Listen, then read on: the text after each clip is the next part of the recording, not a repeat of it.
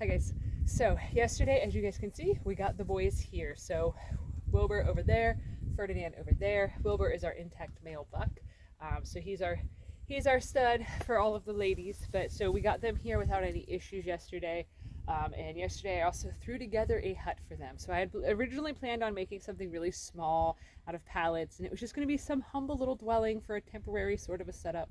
But as I got started with it, I was like, oh, well, this isn't going to flow right. This isn't going to work right. And a lot of things weren't working right because I didn't want to have it be that we had a really short hut that I had to bend over to scoop out because I have a lot of problems with my back. I have significant degrees of arthritis in my back. So a lot of heavy lifting, a lot of bending over, and things of that nature are not good for my body. So as we've been plotting out this homestead, we've been keeping that in mind of we need to get some sort of like a small tractor or a mini skid steer or something of the sort like that I don't have to use a pitchfork to clean out where their bedding's going to be at, where their mess is at, anything like that. So everything has been designed for using some sort of equipment that we're standing on top of. So I had to make sure that I made the roof pretty tall. So to get to the very top of it up here, it is 7 feet from the ground. So I'm 5'6", so if we have some sort of equipment that you stand like a foot off the ground, that way I can still stand in, ride in, be able to scoop the manure out of here. So that was kind of the whole plot of it all. This metal roofing actually we got for free when we paid to have the barn roof redone at the old house. They had accidentally delivered a bunch of free metal roofing that was a mishap from another project or something, and it was cut to a really weird length. It was like 14, it was almost 15 feet long. It was very bizarre. But so in order to bring it here, I had to cut it to get it on our trailer. So I cut it at about 7.5 feet. So that kind of dictated the entire size of the hut, what my maximum size was without having to do multiple layers and all that sort of a thing. So yeah, I just sort of threw it all together. So on the sides here, I actually cladded it. The geese are playing in their kiddie pool. We use the term playing pretty loosely here. It's about to be goose reproduction season. So I used the siding from their old house. It was vertical on their old hut, but so here I ended up running it horizontally, so then that way I could further brace the pallets together. So the pallets are just basically where there's two where they meet together at. They're screwed on both sides, so that way it kept it so it was somewhat sturdy. But because Wilbur is an intact male, sometimes he gets aggressive, sometimes he gets a little intense, sometimes he just beats the tar out of things. We had to make sure that it was stronger. So that was part of why I cladded it horizontally like this. So then that way there's way less availability of wiggle room. It was pretty sturdy before, but this way it should last a long time. So how I ended up doing it was I just did it basically like how you do wood floors. So if you start on one side and then you go back to the other and back to the other and back to the other, so that way the seams are never overlapping, or they're never right in a line. So with each one that I ended up doing, I had overhang on the end here, so I just used the Sawzall and cut it off, making it so I don't have to mess with measuring and taking my time and all that stuff. I could just basically just slap and just get it done quickly. So there is a lot to get done today.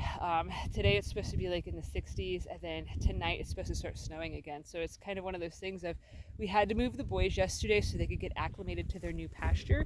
And so then that way also I had time to get their house constructed and made good, because next week we're supposed to get a whole bunch of rain. Like I said, tonight it's supposed to start snowing again. So basically had to get everything set up in a way that would protect them a lot from the elements. So I do have a few more things that I'm going to do. I'm going to actually take the wood siding up a little bit higher just so that way there's more wind protection.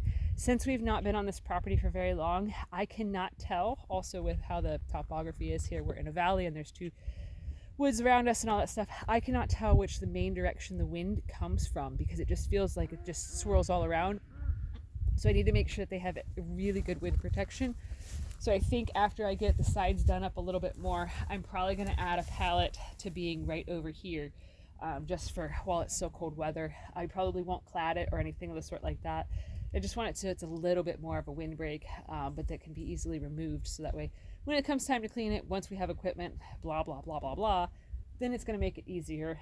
Tracy and I talked about last night about potentially making just like a big door for here that we can open and shut as needed seasonally. So that might be something in the works, might not, who knows.